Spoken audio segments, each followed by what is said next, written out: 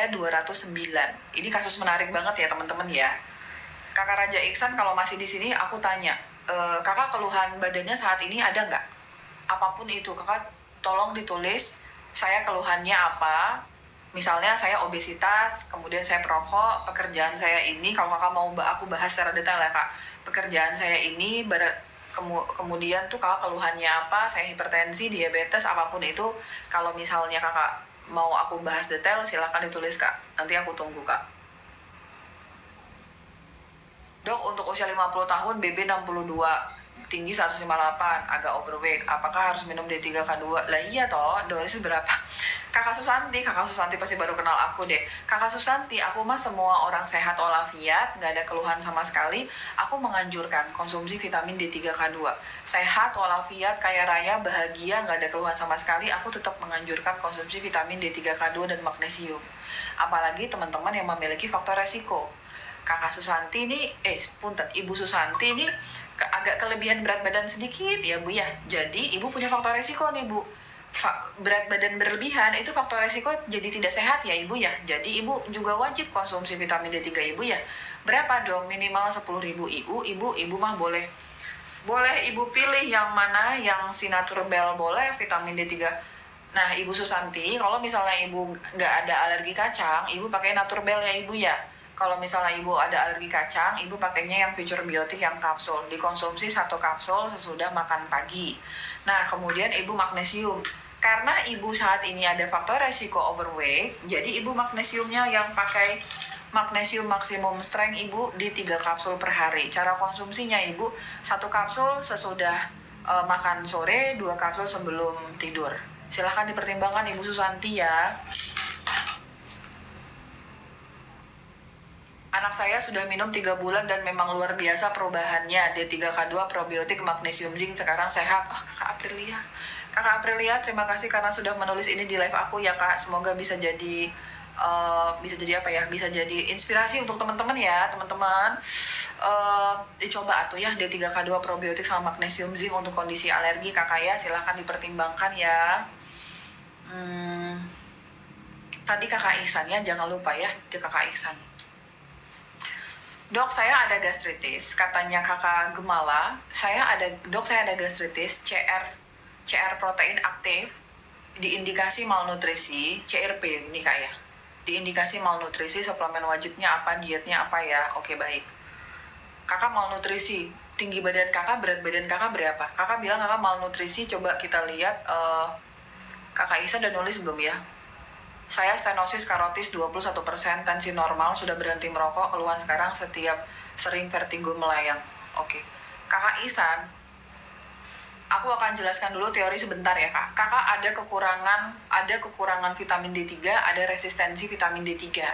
Jadi Kakak Isan, aku bukan pertama kali ketemu pasien dengan vitamin D3 levelnya di 200 ke atas ya Kak. Ini aku sudah sering ya Kak ketemu gitu. Jadi itu Kakak Ihsan ada namanya kekurangan vitamin D3, ada resistensi vitamin D3. Yang pertama yang mengakibat kekurangan vitamin D3 ini gini loh Kakak Ihsan. Sebentar aku sematkan dulu ya. Nanti aku bakal jawab pertanyaan Kakak Gemala. Kakak Gemala kalau udah nulis ntar aku jawab.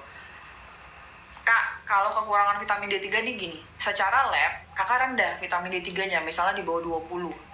Secara klinis Kakak mengalami kekurangan vitamin D3. Pokoknya tuh Kakak ada sakit aja. Kakak ada keluhan yang mengarah kepada kekurangan vitamin D3. Entah Kakak hipertensi, Kakak overweight, diabetes, pokoknya itu tuh apa aja deh. Itu namanya kekurangan vitamin D3. Tapi di satu sisi ada namanya resistensi vitamin D3 Kakak Ihsan. Resistensi vitamin D3 ini gini. Secara laboratorium nilai Kakak tuh tinggi banget. Tapi secara klinis Kakak masih menunjukkan tanda-tanda vitamin D3. Loh, kalau orang sehat, secara lab, nilai vitamin D3-nya pas atau tinggi. Tapi secara klinis, dia tidak ada keluhan. Itu namanya orang sehat, Kakak Ihsan. Kakak Ihsan, secara laboratorium, kalau dilihat, harusnya vitamin D3-nya kan udah 209. Itu sudah efektif. Seharusnya Kakak nggak boleh sakit. Tapi saat ini, kok Kakak Ihsan masih sakit ya? Kakak masih ada sering vertigo, melayang gitu. Jadi Kakak Ihsan saat ini mengalami apa Kak? Resistensi vitamin D3. Level vitamin D3 dalam tubuh Kakak itu tinggi, tapi dia nggak mau kerja dalam tubuh Kakak. Jadi dia tidak mau bekerja secara efektif dalam tubuh Kakak. Ingat ya teman-teman, vitamin Diprodia itu yang bisa kita cek itu vitamin D3 yang tidak aktif. Kita tidak, yang namanya 25 OHD, 25 OH vitamin D, itu vitamin D3 tidak aktif. Nah, vitamin D3 yang aktif itu namanya 1,25 dihydroxyvitamin D. Lab nggak bisa ngecek 1,25 itu. Jadi, ada kemungkinan kakak Ihsan ini memang si 25 OHD-nya tinggi. Tapi belum tentu kakak Ihsan 1,25 kakak tinggi. Gitu. Makasih kakak Iren, sedangkan yang bekerja dalam tubuh kakak itu yang 1,25 dihydroxyvitamin D. Jadi gimana dong? Kakak hilangi faktor resiko yang membuat kakak ini mengalami resistensi insulin. Stenosis karotis itu merupakan faktor resiko. Gimana caranya? Jangan sampai kondisi stenosis kakak ini makin melebar. Caranya gimana dong? Udah pasti. Kalau functional medicine mah pasti ya kak, jangan makan gula, junk food, ultra processed food, dan segala turunannya. Olahraga dan berpuasalah untuk meningkatkan ketahanan sel kita. Tensi normal udah oke, udah berhenti merokok. Berarti dulu kakak ada faktor resiko dari merokok. Nah, salah satu yang mempercepat perubahan konversi vitamin D3 yang tidak aktif, yang kakak Ihsan punya 209 ini, menjadi yang aktif, yang pertama magnesium. Kakak udah konsumsi magnesium, koreksi. Kakak udah konsumsi zinc belum? Zinc itu mempercepat ya kak penyerapannya, zinc. Kakak udah koreksi zinc belum? Kalau misalnya belum, silakan konsumsi zinc. Terus organ hati, organ ginjal, sama mikrobioma atau usus kakak. Kakak koreksi kakak. Kakak punten ya, kakak ada merokok ya. Merokok itu faktor resiko yang dulu kakak merokok, sekarang mah alhamdulillah udah enggak ya. Merokok itu faktor resiko yang dapat merusak organ paru-paru dan organ hati kakak. Mungkin saat ini organ hati kakak tidak adekuat lagi nih. Kakak bisa menambahkan TUDCA. TUDCA itu membantu dalam peristiwa optimalisasi dari organ hati dan juga dapat memetabolisme vitamin D3.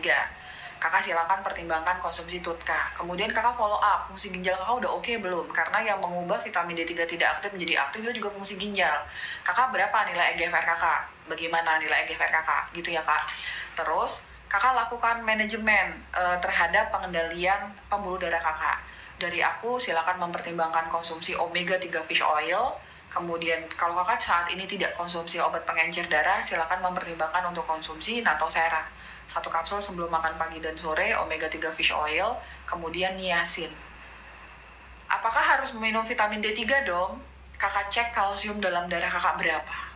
Kalau misalnya kakak Ihsan besok cek kalsium dalam darah ternyata nilainya masih normal, yaitu range antara 8,5 sampai 10,2, kakak masih di antara itu, kakak boleh konsumsi vitamin D3.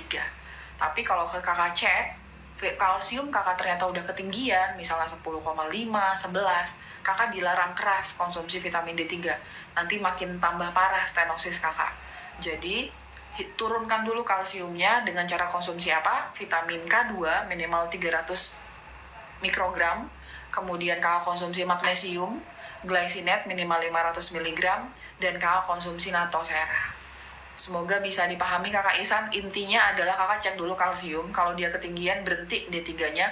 Kalau dia normal, lanjutin konsumsi vitamin D3 sambil memperbaiki faktor risiko yang aku sebutkan tadi. Kakak Ihsan, semoga bisa dipahami ya kak. Tadi kakak siapa yang mau aku jawab adalah kakak apoteker ada di sini. Dok, badan sering pegal, sakit pinggang, mah ringan, BAB nggak lancar, dan ada eksim. Pakai apa ya dom? Oke.